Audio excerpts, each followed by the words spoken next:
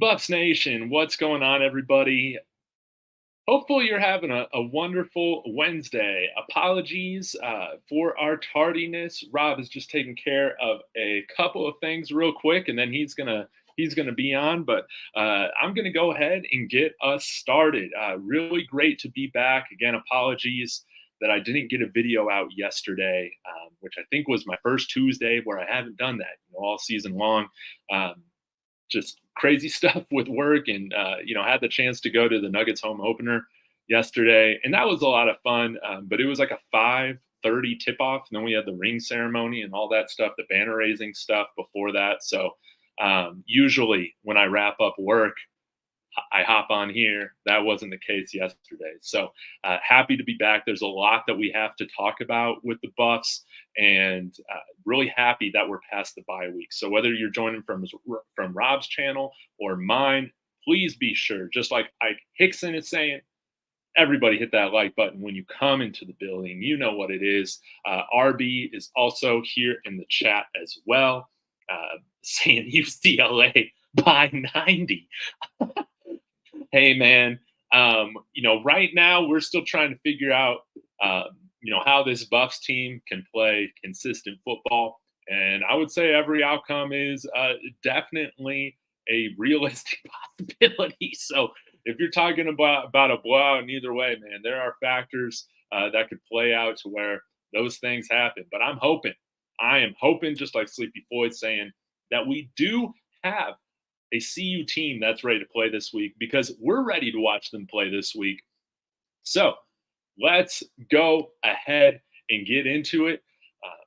Before I start breaking down UCLA, some of the recruiting news, and when Rob hops on, I want to say this was awesome seeing Coach Prime as well as Shador and Travis Hunter at the Nuggets game yesterday. It was really cool. Court side seats. And it just goes to show. I mean, I had a friend, who covers Ohio State. He texted me and said, I've never seen college players talked about like this or followed like this, to where they're showing up on ESPN, on the Sports Center pages, all this, where it's talking about that. They're just at the game. It really shows just how intriguing this whole thing is, the Prime effect, the personalities that are coming in here. Love to see it. But all that to say, I hope everybody on the team enjoyed their time off. And now it seems like, man, by the well off videos, we're going to get a team that should be focused coming into this game against UCLA. I mean, man, y'all saw that clip from Well Off Media circulating on Twitter. I mean, I did a little bit today. Was Coach Prime cussing? Is that really where this team is at right now? Where, man, Coach Prime is cussing. That's how bad, they need to hear, what's going, what's going on. Get to the point. Hold your team accountable, because we can't have any more of this bow jump going on, right? So let's get into a couple of your questions. Again, Rob's going to be on here in just a little bit. Appreciate everybody hopping in the chat. Hit that like on the way in. Loso07, is Alton going to start? I would love to see Alton start. I don't think that's going to be the case right now, though. Rob and I have talked about this a little bit, and I'll definitely make sure we get his opinion on this when he hops on. I think that Hankerson is still going to be that guy. I guess when I'm looking at the starting position, I guess Alton did start last week against Stanford, if I remember correctly. But it was Hankerson who still got the majority of the carries. I guess when you're looking at that, like who's going to get the majority of the snaps, I still think it's going to be Hankerson. Now, could it be McCaskill to try and get him comfortable with what's going on? Sure. But I do think that Hankerson is going to be that back that has the most snaps on the team. But I think our team is better off, especially with UCLA, that has a very stout run defense. I think are they number one in the country, if I remember correctly, right now with run defense? This is a time for some of our bigger backs to really have their moments. Hankerson, around 195, 200 pounds, I think. Alt McCaskill, somewhere between 210, 225, something like that, 215, 225. We need him. Smoke. Would love to see a little bit more of him. Hopefully, Sy'veon Wilkerson is healthy now after coming back from the bye week. But this is going to be a challenge with us having to establish somewhat of a running game to have success, in my opinion, against UCLA. And we're going up against a really stout defense. Now, one other thing to look out for is I would like, and Rob and I have talked about this a lot too, is continue to have some more shuffling on that offensive line. It's a big boost that we're getting Sy'veon Washington back, but I was pretty impressed with Kareem Harden at right tackle last week. And I wonder if he has the ability to kick inside. When I did a video earlier this week with Coach I previewing the matchup that Colorado has with UCLA on Fan Addict Sports. I've had him on my show a time or two, collaborated with him on a few things, but we were speaking off air a little bit, and he was talking about the interior line, and what I was trying to explain was that right now we have some of the lightest guys in that room starting for whatever reason. I don't know why that is. Is it just they know the coverages better than the other guys in the room? I have no idea. I can only speculate on that. But I do know we got some stronger guys that can come in there and give that interior O-line the strength that it needs to establish a little bit more of a run game. I think if we continue to have the same interior line right now, going up against a defense like UCLA's, that could create some trouble for us moving forward. So, Loso 07, I really appreciate the question. I'm sorry I went on a big tangent with that, but I think in order for us to have success in the running game or more success, I would like to see some other guys get their opportunities to start in the interior offensive line, no doubt. The man above, appreciate you as always. Thank you, Tremaine, Young, and B. Everybody's in here, man. I love it. And I love how you guys say hi to each other. David, videos do not equate to wins. Hey, man, that's absolute. But I gotta say, man, as a Buffs fan, seeing this type of coverage, seeing how it's just awesome, man. It is just awesome. I love it. I love that people are talking about this program, this university, Coach Prime, all the players every day. I just love it, man. Should be a good game, and hopefully, and that I've talked about, how do we get to playing a full, complete game instead of 2 quarters, which is mainly what we've done throughout this year. Maybe this time I just need to change my expectations a little bit, and let's just get to 3 quarters. If we play 3 quarters of really good football, I think we can beat the teams that we have left on the schedule. But playing like we did 2 weeks ago against Stanford, obviously that's not going to cut it going against the remaining schedule that we have right now, which is 4 ranked opponents and an Arizona team that's unranked but very hot right now. Andrew coming in here. Running on UCLA is going to be tough. Yes. And I think we need to stay committed to it. I don't want to see Sean Lewis from the Oregon game, calling this game. I would rather see the Sean Lewis from the UCLA game, or not the UCLA game, the USC game calling this, where, yes, we fell into a hole, which I'm hoping doesn't happen this game, but he's stuck with the run game, 50-50 run to pass ratio, 45 runs to 45 passes. The more we run the ball, the more often we can play fake, run play action, and Shedeur Sanders is incredibly efficient and effective on play action. That's how we help him succeed. That's how we alleviate a little bit of a pass rush, is to have at least a slightly decent running game. Please. But we got to stay committed to it. And I feel if we stay committed to it, we'll do really well. I want to see the Sean Lewis, from the first half of Stanford, where we were running the ball, we were completing passes, all this. I don't want to see the play calling where it just doesn't make logical sense like it did in the second half, So I saw that Coach Prime was talking about this in the press conference where he was saying how not only were they looking forward and game plan for UCLA, but he had his staff do an entire scouting report on every single player on the roster, looking at everybody's film throughout this year. I assume that's what these teams do regularly every time they hit a bye week, but that's wonderful to hear. And I'm hoping as well, I can't remember if he spoke to this or not, but I'm sure the coaches were taking time to take a look at themselves in the mirror as well, because we've talked about this with some of our losses. It's not just on the players. This is a living organism. You can't just find one person to blame. A lot of times there's execution errors with the players. A lot of times there's mistakes with what's being made decision wise from the coaches.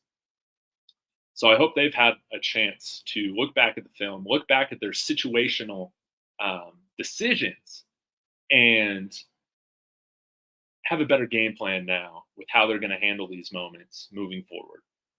Again, that's why I've been a huge fan. Still, I want Deion Sanders. I want Coach Prime as the highest paid college football coach, because I think some of these game time situations, all of that, taking the ball first and overtime twice, all of that. You can learn. Like, he'll learn to manage these tighter game situations better the more he faces them. Like, no doubt. I feel like that's how every successful head coach does it. No one comes out of the gate being a master, from what I understand, at managing, tight game decisions, different things like that. So, yeah. And to me, I think the bye week, I'm very excited to see how this team comes out of the bye week.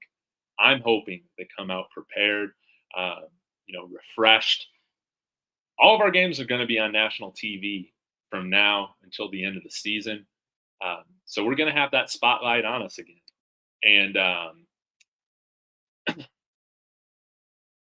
it was great for everybody to get away, relax. Now we got to lock in, and we got to be ready for the moment again. Rob's going to be joining in just a few minutes. He's walking into the house. He had to take care of a last minute errand. So y'all be gracious to Rob. Really appreciate him co-streaming with me today, as always. Dewey coming in here. Do you guys think we are saving Alton for next year when we have a better offensive line? That's a really good question, Dewey, because going into the season, I thought that, I just had different expectations, that Alton was going to be the starter from week one, getting most of the carries. And I thought he'd be off to the NFL because that's what happens when you're a really talented running back. You leave after your junior year, right? I don't think that's going to happen now. He's definitely going to be coming back for his fourth year. And yeah, it might just be one of those cases where they don't want to give him the rock too early, so to speak. Sometimes these ACLs are really hard to judge, because sometimes you'll see players like Adrian Peterson or whatever come back from it within, 6 or 9 months, I forget what it is, and then win NFL MVP. And then other times you see guys really have to take their time working their way up to speed. I know it's basketball, but you kind of see this as well. Jamal Murray, he was off for almost 2 seasons before he was playing full-time full-time minutes again. So, yeah, it's a case-by-case basis. Depends on, how he gets over that mental hurdle. And sometimes, there's a lot of, levels of severity with these ACL tears. Sometimes you tear more than other things. Did I think that he would be good to go full speed? Yes. So I guess that was like one of the takes I was totally wrong on coming into the year. We'll just have to see. But I do think, I don't know if it's intentional, if we're like saving him for next year, but I do think, Dewey, that we will see more of him and a stronger version of him next year, definitely. Stanford coming in here. Is Cormati starting? He was the first. He was on the first team at practice. I sure hope so. This is something that I've been waiting for. Cormati's really had his moments, And you cannot teach that length, you know? You can't teach that athleticism. And I think we've seen him, just like any freshman that comes in and plays, they're going to have their ups and downs. But he's made some really stellar plays, and I would love it. I think what would help this DB room and the secondary and this defense play a little bit better is just having more cohesiveness with the guys on the field. Um, Rawhide Media, sorry, discussed this a lot with me after the Stanford game, where we're kind of substituting so much to where maybe that kind of leads to some of the communication issues. And I would love to just see us have our two corners, Travis and Cormani, Omari and Miller there in some of these nickel packages, and just continue to build that continuity and communication with the rest of the defense. But nonetheless, the real star of the show is here. So y'all be sure to hit that like. Let's give a warm welcome to our man, RobDaMan. How's it going, Rob? Man, appreciate you having me on again, man. Sorry about that. Man, it's been crazy. Hey, man, no worries at all. Life comes up, and we're here to help each other. So, no worries at all, Rob. I don't know if you caught anything that we were talking about, but we were talking a little bit about just the Cormani. If you think he'll start secondary, all those things. Maybe we just start with that direction and see kind of where you want to take this. What's your take right now on what we'll see in the secondary? So in the secondary, you do have Cormani and Travis scheduled to start this week, which I think is huge. Cormani staying back home in Colorado, not going back home to Florida over the break, really studying that playbook, watching film. So he's putting in the time, he's putting in the dedication, putting in the work, and it's going to pay off. So we definitely going to find out, this is going to be the first game where we're truly, truly healthy, almost to 100%, right? So we haven't seen this version of this team play. Like every weekend, it's like, what version of Colorado are you going to see?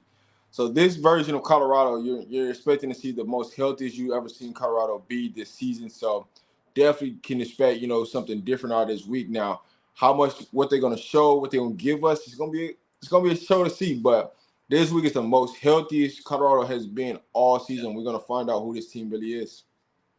No doubt. And I know we want to talk about UCLA, man, but I forgot, man. I really wanted to give you credit because you came on, here on our collaboration a few weeks ago. You said, man, Antoine Hill is gonna be committing, man. Any day now, man. It's gonna happen soon. Let's step back and talk about that for a minute. How do you feel about Antoine Hill and his commitment announcement? I'm sure you were thrilled when you saw that come through. Yeah. So I don't like to give away people commitments, but I've been like, if anybody that's on my channel knows, right? I put up a thumbnail like 3 days before he committed. So I kind of like I gave it to you without giving it to you, without giving you the answer to the test. But no, man, it's good because we had to get one of those class of 25 quarterbacks committed. Now with Antoine Hill, there is a possibility of him reclassifying up to the class of 24. It's still, trying to get all the back ends figured out. But man, we definitely got an opportunity for him to, step up in the class of 24 instead of him being in the class of 25 and take a quarterback out of the class of 25. Because if y'all always paying attention, I said we're going to take 2 quarterbacks out of the class of 25, and people looked at me like they won't do that. But what I'm trying to tell you is somebody's going to reclassify up to the class of 24 with Danny O'Neal. And Danny O'Neal, he's not going to come in he's going to fight for that backup position. He's not going to let you just come in here and just say, it's mine. You're going to have to earn that. But what I will say is this. With Antoine Hill reclassifying up, he's more likely going to redshirt anyway, so Danny O'Neal would be the automatic backup in that situation. Just because they're not looking to play him next year. They're looking to just get him on campus, get him adjusted to college, be ready to go, have the year under his belt. So when he does take over for Shedeur, it's on. And it's not him coming out of high school, trying to figure this out in 3 months. It's now you got a whole year under your belt. You understand the college atmosphere, what's going to come. you still can recruit the players in your class to come in and give you support. So we just getting started in recruiting. I can tell you that we're just getting started. Man, I love it, man. I was and initially when I was talking with Rawhide, post game, one of the Yeah. days after that Stanford debacle, part of me was like, man, is this going to affect recruiting when they see us just give away a game like this? And it just shows really the ability that they have to really sell the vision, sell the Yeah. values, the program, all of that, that they can secure a commitment that's substantial after, such a kind of a short-term uh, setback, so to Yeah. speak. That's another thing that I was really impressed with when it comes But to I this mean, game. it was too good to be true. Like CU was not gonna be in the headlines even on the bye week. It was just too good to be true that somebody didn't commit. And like I said, man, we got a bunch of commitments that's solid committed that's on the way. If you want recruit updates, all you gotta do is hit up my Discord if you're on the channel. If you're not, just pull up to my channel. There's a Discord where we release all the information going on with recruiting with CU. So who's coming on a visit, who's gonna be committing soon, all that good stuff. We let you know up in the Discord. So stay Man, I tuned. love it. Y'all be sure to do that. This is a great opportunity for that. Want to say thank you, Chrissy, so much for the super chat. That is always greatly appreciated. He's asking us, do we have any news on Omar White? I think we talked a little bit about that in vaguely last time we met. Can you kind of recap your understanding of where his status is right now? Uh, His time with so CU. what I'm gonna tell you is this: the status with CU is good. He still has his offer. He's still planning to be in Colorado. To be honest with you, we're just keeping everything under wraps. We're not really putting him out in the news in the public eyes or anything like that.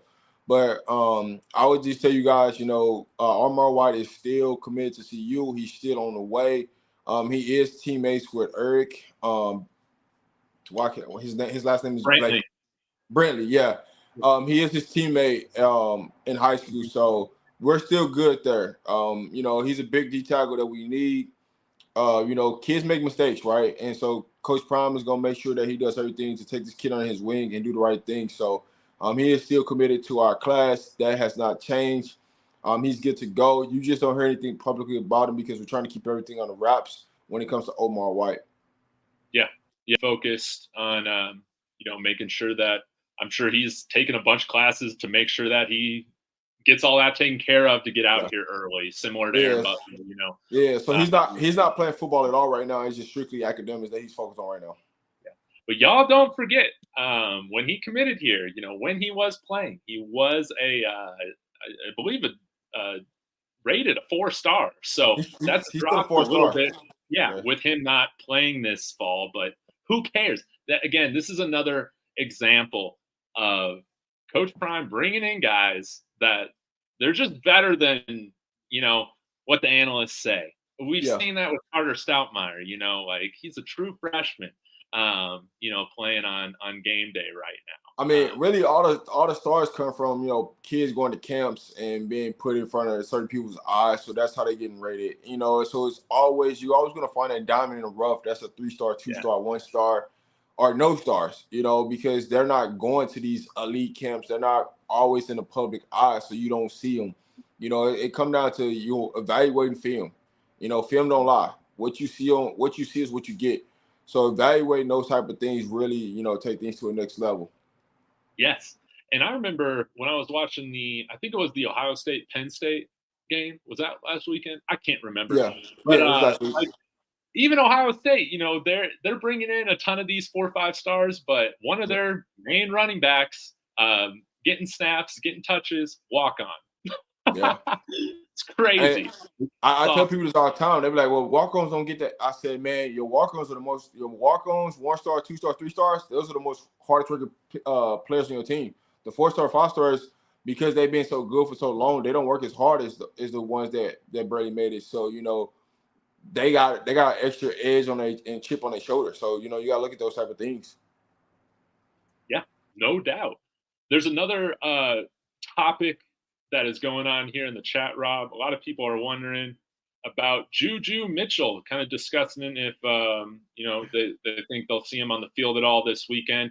I'm hoping, I hope to God we do, man, because he makes this defense better. What right now? What are your thoughts, on his ability to get on the field this Saturday?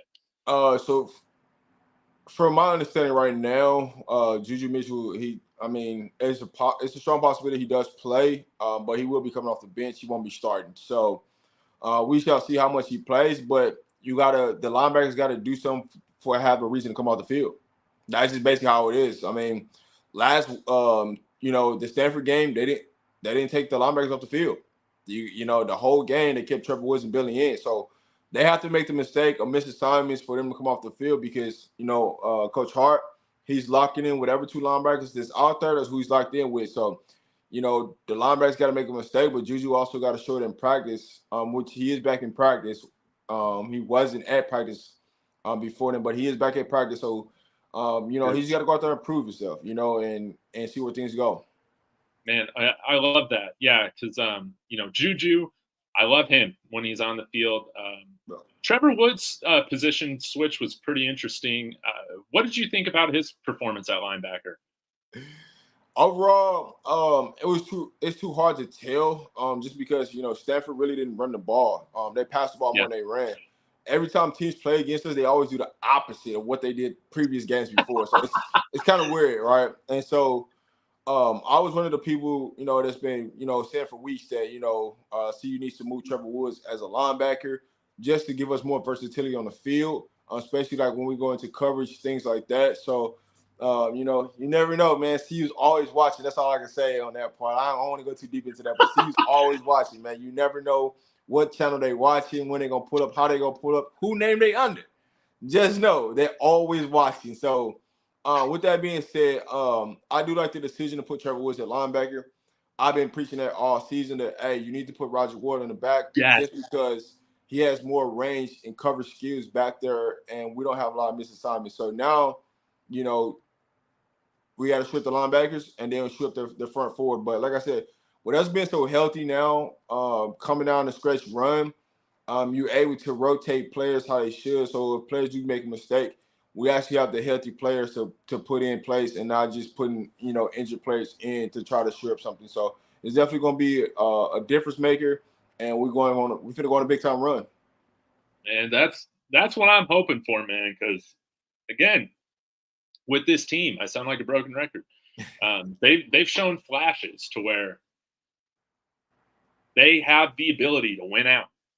The problem is that they're a 17-point underdog right now going into UCLA because they just haven't put it together consistently. I'm hoping that we can at least see steps and strides made this game towards that complete game. But, I was talking with Colin Moore from Life in Football, on Monday about this a little bit. To me, this kind of feels like a little bit like a UCLA or TCU type of feel to this game. It's a big point spread.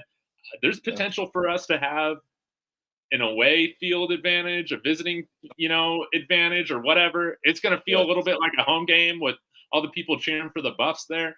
And if we're able to punch UCLA in the mouth, when you got Shedeur Sanders, anything is possible. You're going to be in every game, man. Everything's possible, right? Yeah, that's what you're exactly right, man. You hit it right there on the head. People try to make this like UCLA is like a big margin away from CU when they're really not. When you really break down the film and how they lost their two previous games, they lost because of passing attacks, really more than the rushing. But both of the teams play balanced. Utah and Oregon State play balanced, but Oregon State scored most of their touchdowns off passing. So when you look at their linebacker crew and their secondary, there's opportunity for CU to be great. Now it comes down to execution. Offensive wise, Shedeur needs 3 seconds, right? Find your man, see your man, throw the ball. Don't hold it more than 3 seconds. If it's more than 3 seconds, it's gonna be a sack. That's just what it is. They're gonna send the dogs out to you. But you got 3 seconds to make a decision what you want to do. But with that being said, you had 2 weeks to prepare. You know, you have to film, you have to break down, you have to install what you're gonna put in. Now it's about execution. Can we execute to a high level to make things go and prosper? You know, and those are the things we're gonna see. But it just has that feeling like TCU all over again with this game. And I got to see you winning by 3. So and that's just how it goes, man. Yeah, on Coach I's show, I had us winning. It was vague. I had us winning by 1 score. So you can take that as a touchdown or field goal or whatever. Yeah. But yeah, y'all do not take my betting advice unless it's about these wins for the Buffs, right? That's the one that I hit on. But I mean, there are a few other things with that I being want to add. said, though, with that being said, though, we still got to get at least 2 more wins to get both eligible. So you're gonna have to be somebody that's ranked team. It's just a matter of fact. You know what I'm saying? It's where's the better way than go off a bye we can get a victory, and then come home and you play in Oregon State for homecoming. You know, so you got to get a victory somewhere, and this is the opportunity where we can go get a victory. Yes, yeah, and this team, in my opinion, they're just too talented. Though they're inconsistent right now, they're too talented to just lose out. You know, like Yeah. I still think the minimum for this stretch is getting 2 more wins, man. I think that's the absolute floor. I think that again, as this team continues to develop continuity with each other, I think that that's been the one thing that some of us kind of underrated. You know, how these communication errors are happening and everything like that. Of not enough, too many players on the field with one play, not enough with the other. All this stuff. It's going to get ironed out the more these guys play together and the more these coaches work with each other. That's just how I think. But man, a side note, Rob, man, if they're they're taking your advice, move Trevor Woods down to safety, get Roderick Ward out there. I mean, you were on that a long time before we started having it, man. I'm just gotta say, see you, man. They better send you a message or something if they need some more analysts, right? Hey man, I'm always available, man. See you. I'm 1 call away, man. But I would say this: majority of the time when they making adjustments, we talk about these things like all the time, you know. And we just go and we just talking. And some of the things that we talk about, it just happens. You know what I'm saying? So that's why I say, man, you never know who's watching. You never know who's supporting, who's doing things like that. In that notion, you know. So no doubt. I got a few other questions for you that I've highlighted for you as like we were talking, I guess in like the pre-show before you showed up and made it the true show. But Tremaine Young had some really good points in here, and I want to bring this up. I would love to see more toss sweeps, jet sweeps, tight end sweeps, a lot of sweeps, maybe some track plays up the middle, and maybe a few outside option runs. Prefacing that with kind of this question of, is there any little wrinkles or things that you would like to see you do to maybe help establish a run game against one of the top defenses right now in the FBS in some different ways than what we've been accustomed to seeing so far? I would love to see this weekend, see you attacking more zone runs. That's been giving UCLA problems, especially against like Oregon State and Utah. When they've beaten UCLA, it's been more zone read, zone options. So giving Shedeur more options off the zone to be able to make plays, be able to read the defense would definitely help. We do need to run a little bit more jet sweep to keep the defense honest. We don't run jet sweep enough. Every time we've ran jet sweeps, we actually had success outside of one time, which is Jimmy Horn. But outside of that, we've been super successful running jet sweeps. Yeah. I don't understand why we don't do a lot more creative running ideas. Now, toss sweep, I'm not a big fan of toss sweep, and the reason why is because if you miss that handoff, you give an opportunity to open your running back up with a defensive lineman or linebacker that's blitzing. You opening your running back up for too much ability to get smashed and fumble. So I'm not a big fan of the toss sweep, but we can do more things and be more creative. I would love to see, a bubble screen pump and go. Fake the bubble screen and throw that thing up the sideline to one of our big wide receivers or to Mikey Harrison. Some of the things that we running, there's different options that we can do out of it, and we need to come back with it. I just want to see more consistent play calling, right? When it comes to offense. If something working, just stay with it until you could run different wrinkles off that same play. Say the same formation, run a different wrinkle off of it. And so that's where I want the offense to mature at, going into this week of when we installing stuff, we're running the same formations, bit off of that, right? What's the next progression out of that, right? We were successful off of that, boom. Run it again. If we're not successful, run the next wrinkle to it. Yeah. And so those are the things that we definitely need to take advantage of for sure. Buffs overload cracking me up, man. But I totally agree. Buffs overload is also bringing up something here that kind of transitions to the running game. And I spoke a little bit about it before you hopped on. But O-line, what are you expecting to see from the O-line this week with sy'veon Washington coming back? You think Kareem Harden's still going to find his way into, I hope so, the starting lineup? I just don't get it. So if it was me, my ideal line, right? Just looking at the situation, right? I'm going sy'veon Washington at the left tackle. I'm going Jack Wiltie at the left guard. Van Wells at the right guard. Landon Beebe at the right guard, and then I'm going sy'veon Washington at the right tackle. I'm sorry. Kareem Harden. Sorry, sy'veon Washington to the left and Kareem Harden to the right. Yeah. Cool.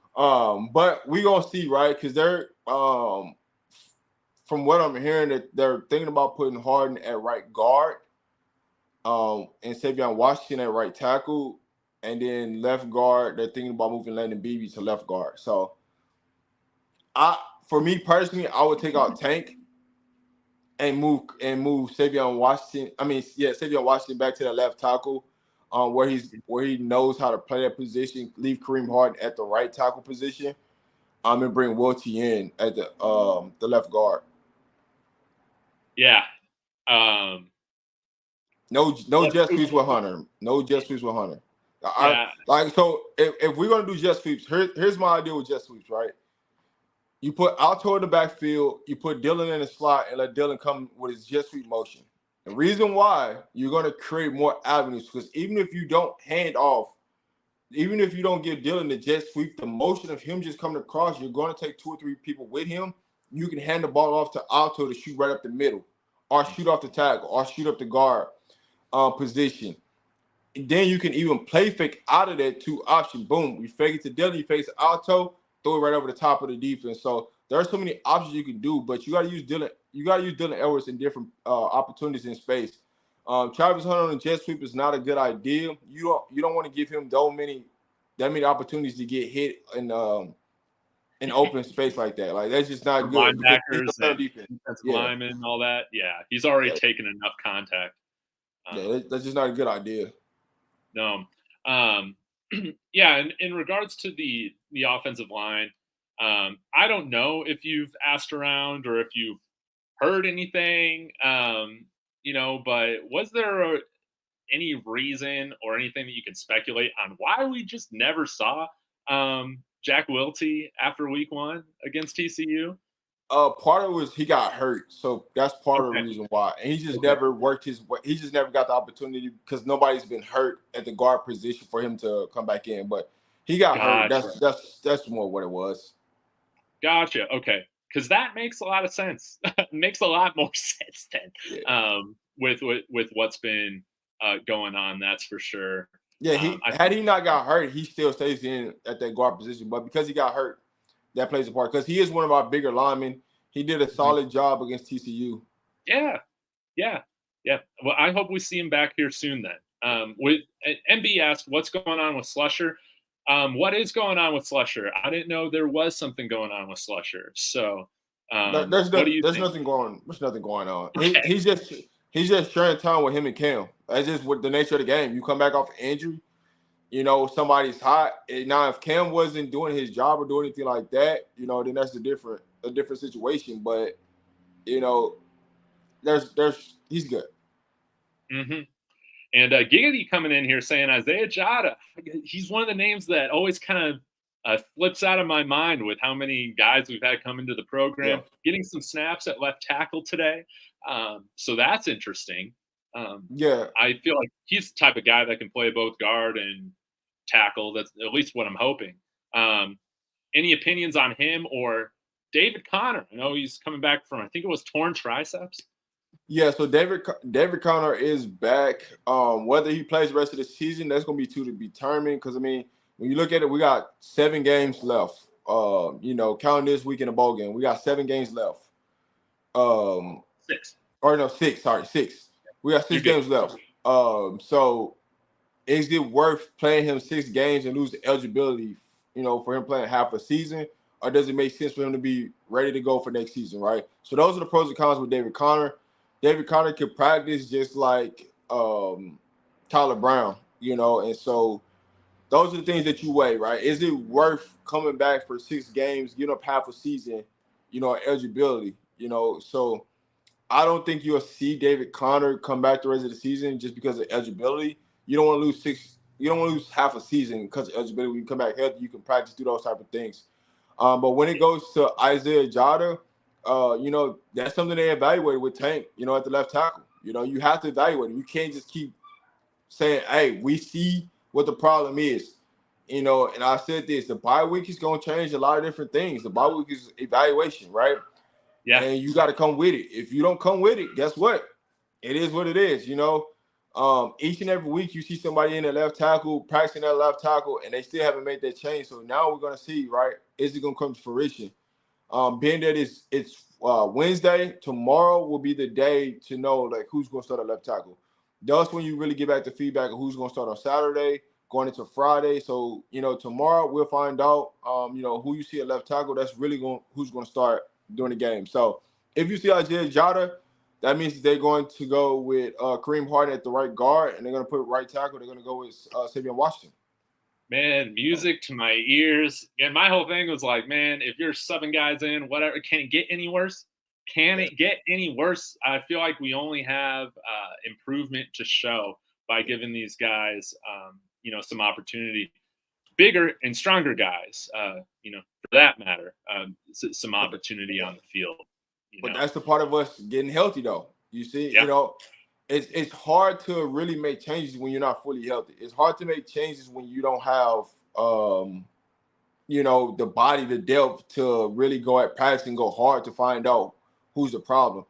You can say film, but if the players behind them are not healthy, it's hard to substitute them in. So now that, coming off that bye week and we're fully healthy for the most part, like this is the closest 100% healthy this roster is going to be for the entire season. So this is where the time where you can make those type of changes. No doubt. Well, I think, man, that might just wrap up kind of the questions that I was highlighting regarding what we'll see in terms of how we're handling UCLA. But I wanted to talk a little bit more about recruiting with you, Rob, if that's okay if we switch gears. I mean, you're my go-to guy when it comes to understanding what's going on. So forgive me for forgetting these names. No, you're good. You're good. But who are some other names that you've seen, like that are talked about visiting here soon, which is awesome? Or just any updates on guys that we should still keep an eye on? I imagine things with like Boo Carter is probably still pretty interesting. Things with Jordan Seaton's probably pretty interesting. I haven't seen anything go on with our top recruit coming out of the state.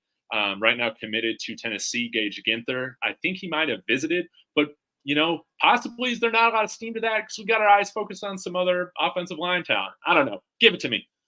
So what I say is, if you want a full update, you just got to hit the Discord. So I'll give you an update on a couple of things, but the Discord, I got a full update of everybody that's coming to visit. Who we're targeting, who are possible, on commitment alert. I got that a full thing laid out in my Discord. But when you look at who's visiting, we got a tight end coming in next week. 3-star tight end. He was a commitment of Oregon who just decommitted from Oregon. He's coming in next week. Nick Marsh, he'll be here in December for his official visit. Is he a Michigan guy? Yeah, he's the Michigan State commitment. Okay. We got another receiver coming in that was a former Texas A&M decommitment. He's coming in that we're applying the pressure to. He'll be here in December. So we have 2 wide receivers that's coming in December. We have a defensive player that's coming in December. So when you look across the board, we have a total of like 4 players that's getting ready to come on a visit. Over the next 2 weeks, we got about 4 players that's coming on official visits, and then the rest are coming in December. I love it. I cannot wait. Really quick, I'm going to turn on my light, but I saw that Ryan Wingo today committed to Texas, which I think is what kind of everyone figured as this whole thing progressed. But I mean, you talked about it just a minute ago. We got plenty of wide receiver talent. Looking at CU, is there anybody else in terms of wide receiver or even, I guess, like offensive line too? Yeah, we could talk about that. Just on the offensive side of the ball that we need to keep our eyes out for. We got an offensive lineman that just decommitted that we're strongly after right now. So in this class of 24, we're probably going to have 3 to 4 offensive linemen that's going to sign with us. Wide receivers, we got 3 of them that we're trying to close right now. 3 more wide receivers that we're trying to close right now. They're big-time wide receivers. 1 5-star, 2 4-stars. Defensive side, we got 2 defensive linemen that we're still after. 2 linebackers that we're still after, and then we're gonna have a surprise that's gonna commit 2 DBs that's gonna commit to Colorado as a surprise. I guess we don't right now in our 24 class. I don't think we have a DB right now. We technically do. He's solidly committed, but I don't want to ruin his commitment. He's solidly committed. But that doesn't count yet. Yeah, it doesn't count yet. But what I will say is he's going to come out publicly in less than 2 weeks. I will give you that. And perfect. He's super close to somebody that's already in the program. So we got some connections coming. Connect the dots are coming. Hey, you got my mind thinking, man. Yeah, there's some players that just hit the transfer portal at other schools that's connected to some of these CU recruits. So there's definitely some headlines, some headways that's coming here pretty soon. And I kept saying that the one domino people waiting on, and it's about to drop. So when that domino drops, you're going to see a string of commitments. But keep in mind, December 20th, mark your calendar for December 20th. That is early signing day. So we're going to have a surprise on early signing day, December 20th. You can book that. Yeah, I can guarantee you that one. Man, well, hopefully it's some Aggies flipping out here. That's well, I can say this. There is a linebacker that just hit the portal from Texas A&M that we're after, and he's connected to a recruit. Oh, man. Well, I love that. And Lawrence Collins, I don't know if he's in the chat today, but he did hit me up on Twitter, I think yesterday, about Michigan State offensive tackle that hit the portal that he's like, I think we should have our eyes on with him. I can't remember all the eligibility things because it's in my it's in my Discord. I already got it in my Discord for the. I don't want to spoil anything then. So no, you're not spoiling anything, but no, I just know people that know people that know people. I'm not on CU staff, for those who's asking. I'm not on CU staff, but I'm very connected in the recruiting world with people. So I know a little bit more than what most people know. And I know stuff before stuff happens. So about the Antoine Hill thing, I just knew some stuff that happened before it happened. That's all I can really say about it, Well, but yeah. I think it's awesome, man. And I think it's really cool, the work that you're putting into, like really kind of carve out this type of I don't know, but you just do things differently. That's what I'm trying to say. You have your own corners, that you really have gone into and are owning, and I just love it, man. I love having you on here to chat about all of this, and it's really cool hearing from you, and relaying some little tips of what all the birdies are telling you, man. Yeah. It's always wonderful. So it's a great privilege to always have you on, Rob, and to collaborate with you every week. It always means a lot. And flexible, all that, greatly appreciated. I got to wrap this up here in the next few minutes, but always love to leave with what do you have going on for the rest of this week that viewers can look forward to as we get ready for Saturday's matchup? So there is a show coming on later after this show on my channel. So if you want to pull up to my channel, you can. We do have a show going on today. Tomorrow, we talk about college football, NFL. Friday, we do our the betting segment. So I give out I got a couple people come on. They're gonna get a top picks for the week. Saturday, we go pregame, halftime, postgame. So everything CU. Sundays is just open, but we got a rhythm that we're doing right now. Also got a channel for the Discord that Mr. David Top Bustin popped up there for me. With the Discord, right? What we do in Discord, we do show every CU game live. So you don't get hit with any copyright material, any copyright material on YouTube. So everything that you need to know as far as recruiting, exclusive information, injury updates, anything like that CU related, it's in the Discord. So man, we just in there have a good time. And while we're watching the game, you can give your commentary live, you can chat, you can voice your opinion, you can do all that good stuff in the Discord. So we got everything that you need in the Discord. All the information right there. All you got to do is just follow that simple thing, and we get you taken care of. Shout out to RobDaMan Media team. Y'all know who y'all are, man. I appreciate you guys. Y'all put in a lot of hard work just as long as me. So I can't it ain't me just doing this. I got a team of people that helps me with this.